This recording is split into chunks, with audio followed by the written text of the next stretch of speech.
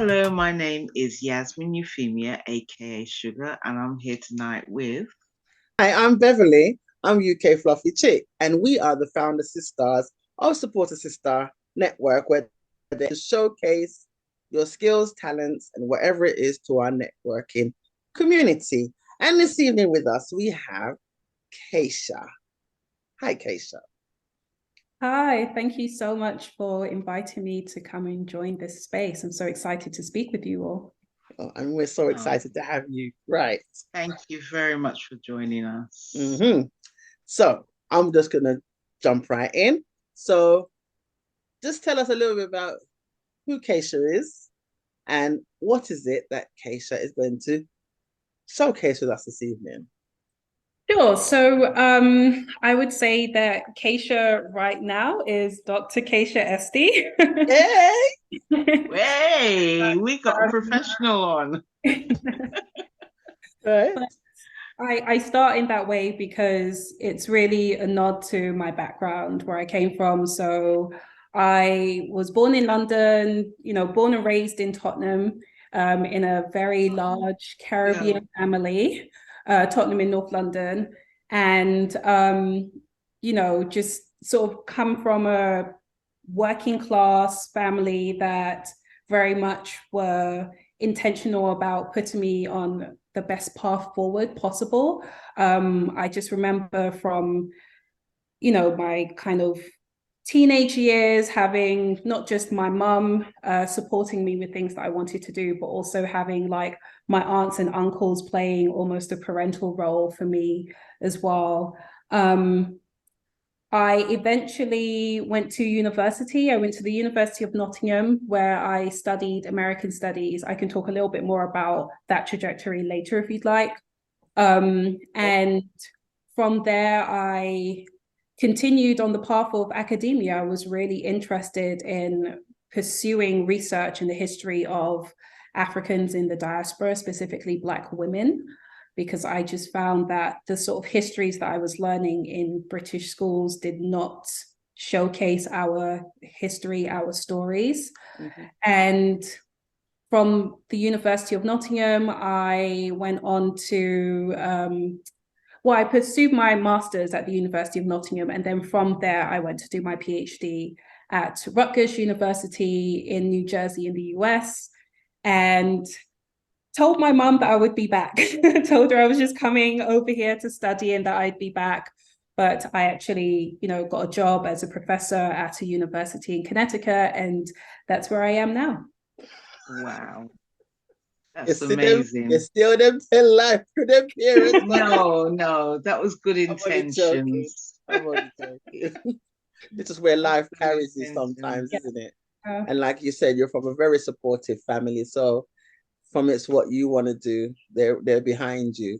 So you said now you're a professor, you said at a university. So what is it that you actually teach there then? Or so I'm an assistant professor, which is the position that you get when you first become a professor. I've had this role for about 4 years now. And the idea is that I'm on the tenure track. So for those who aren't familiar with this, in academia, they make you go through the longest probation period like ever. So most corporations, you probably work with them for about 6 months before they, say you're off probation and then like give you the proper role. But in academia, you work as an assistant professor for roughly 7 years before you get tenure. Now, once you get tenure, that's when you have, job security for the rest of your life. It's really hard for them to sack you, fire you. You get like a huge pay increase and, all kinds of benefits. But they really, a lot of universities really, cash in on the sort of work of assistant professors. We have to like prove ourselves for 7 years before they give us tenure. So I'm on the tenure track. That's, kind of where I am midway through that process. I teach at Wesleyan University, which is a private, small liberal arts college in a place called Middletown, Connecticut. And I'm in the Department of African American Studies. but my specialization is within history. So I teach African American history. I also am affiliated with the history department. And because of my research expertise as well, I teach in the Feminist Gender and Sexuality Studies program. Wow. So from peeping the other day, I see, me know so she's doing things now, but me never know so much things you're doing. But anyway, right. So I know I saw you getting an award for something the other day. So would you like to elaborate on? Yeah, absolutely. Okay. So last year, I feel like I don't have any biological children, but I feel like I gave birth to my first baby in the form of an academic article that was published in March. So it was my first article. I had spent, probably about 2 to 3 years working on it, and getting like rigorous feedback from other scholars. It's a whole process going through that. And the article was well received. It was actually selected as the journal that published it, they selected it as their feature article. So they interviewed me to talk about it, which was great for kind of, having greater exposure for like my research. And yes, towards the end of the year, that article, my first article, won an award for Best Article in Black Women's History by the Association of Black Women Historians. So for me, that was just the highest honor, the kind of validation from the people that matter to me most in terms of my research, that I'm actually doing this work for. They're a national organization, and that they selected my first ever article for this. Excellent. Well done, you. Well done, you. It's just so proud. And I don't even know you. Thank you. That's excellent. So go on. Sorry, Sugar, because I just been taking over. It's all right. Don't be sorry, babes. You go ahead. No, so I want to say, so what else would you like to do? Like, because I see, like, you say you're doing in your tenure, you've done articles. So what else are you like in the midst of doing? Yeah, so part of what qualifies me for tenure. So as I'm on the tenure track, I'm building a tenure profile, right? I'm doing research. I am, producing articles. And so once they come to that decision, they're going to look at this huge portfolio and say whether I should be granted tenure or not. And a big part of what makes me eligible for tenure is my first book. So I have been working on my first book. That's a big thing. That's the kind of ongoing project that I'm doing at the moment. So my research focuses on enslaved women and also freed women. So women just out of slavery, just after emancipation in the US for this first book, in the 19th century. And I'm looking at the ways in which the US as a country really relied on the intimate labor of enslaved women and all the, horrible exploitation stuff that was a part of that as well.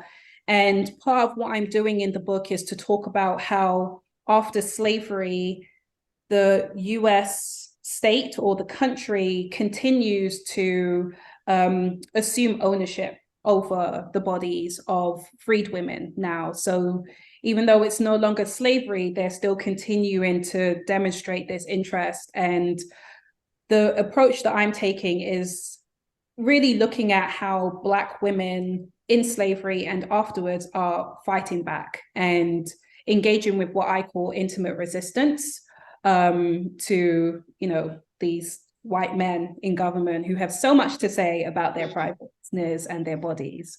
So that's the book that I'm working on. Stay tuned is what I tell people. It's a work in progress. And just between now and when I go up for tenure, I plan to publish at least 2 other articles. I am currently working on them at the moment, and actually working on revision. So they should be published, if not at the end of this year, then like by next year. So there's just hands in several different pots. It's all kind of like leading toward the one. So would you also do like research on history outside of America, or is it at the moment that you're focusing on just America? Yeah, so trying to get the first book out of the way because it really builds on the research that I did for my PhD dissertation, which is the convention. So you complete your PhD, you have this dissertation. The idea is that you revise the dissertation into your first book. So that's kind of what I'm doing with this.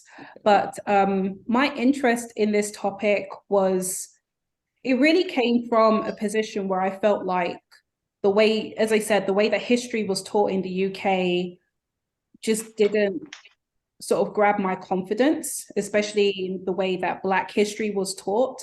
And so I kind of had to find my own path to sort of develop tools that could make me come back to the sort of histories that I wanted to write.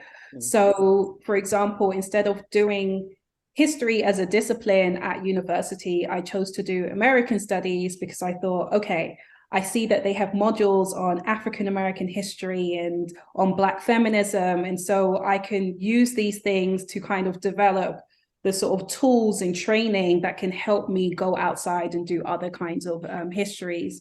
And so for future projects outside of this book that I'm working on, I absolutely want to talk about Black women more broadly in the African diaspora, and hopefully one day even do a family history that connects to, my family story in Jamaica and coming into like Black Britain. Okay, so when did you actually leave the UK? I left in 2012, so I have been living here for 10 years. Okay. It's all right. The reason why I asked that question is because when you first started talking, it sounded like you were passionate about American studies, and then you said about the English, history, and I'm thinking, well, I don't remember there being any history about Black people in England, but of course, yes, you're in the right decade. Exactly. When people ask me about like why American studies or how did you get there, first of all, like, and this is usually non-Black people who ask me this, I will say that. But like when they ask me, it's like, well, you have white people who study Asia and nobody questions that. They're kind of like doing research in all these other places. But I think for me, like one of my earliest memories in relation to how I feel about the field of history comes from when I was in primary school. So I went to Bruce Grove Primary School in Tottenham, and we all did. We're all Bruce Grove girls. In different decades of Bruce Grove girls, yeah.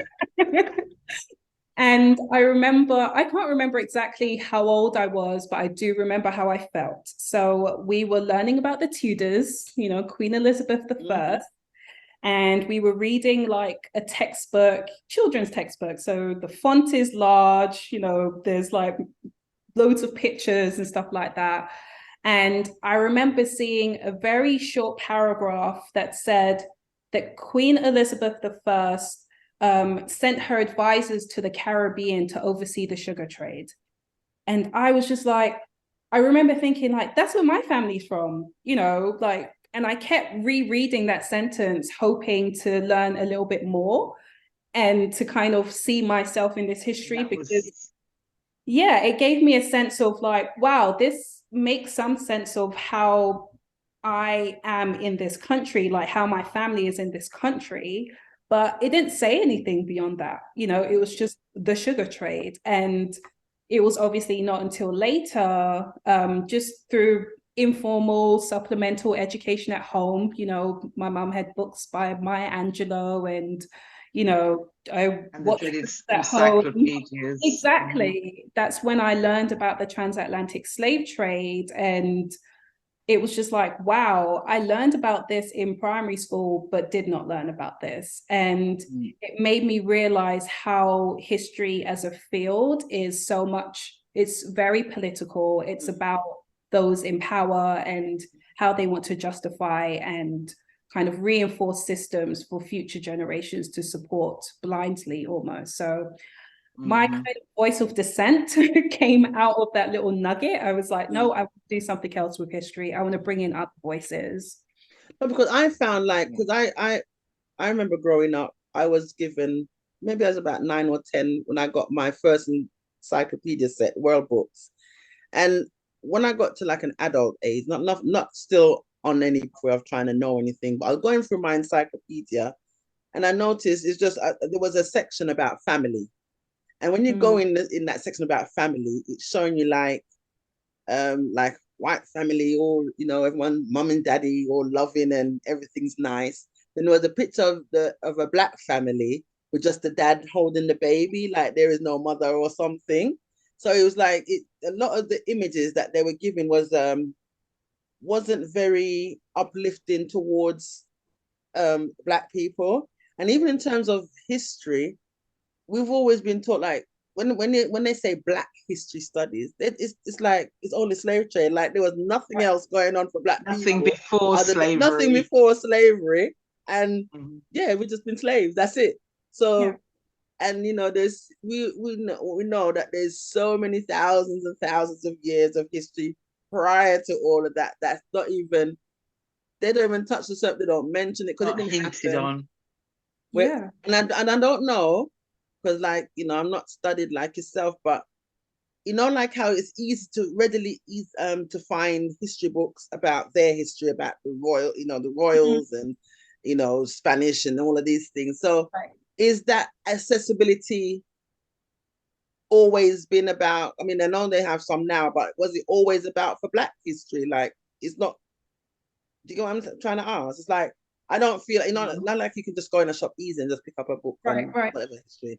Yeah, I would say that's intentional. That's by design, right? What message does it send to people to give them the impression that they don't have a history? Or when they do show up in history, it's only to serve those in power. You know, that sends a message to people about what's your place in society. Don't you dare, you know, think you can step out of your place above your station and go and do other things. Like, this is the role that you're supposed to play.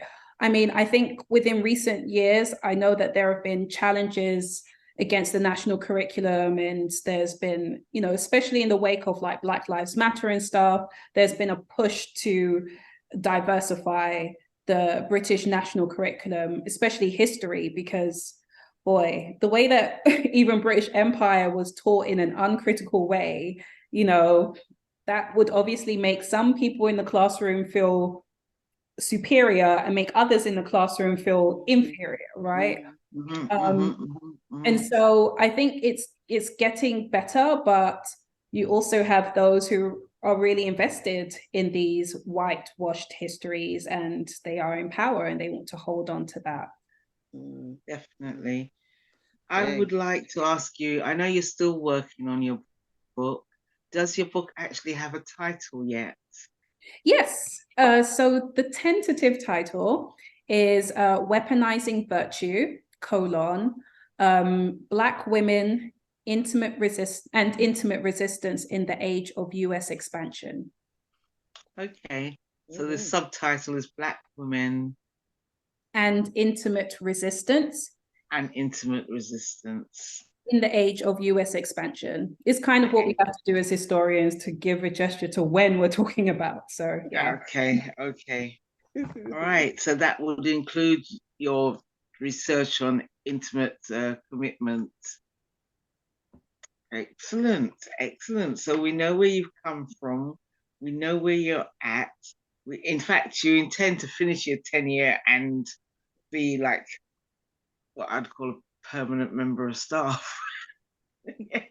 Yeah. I mean, one of the things for me is I wasn't raised in an academic family. I got into this work because of my love for my community. So it's like I will never be like of or for the academy. I'm just using it to kind of like do things kind of on my own terms. So yes, tenure is important to me because it's a milestone that I want to achieve.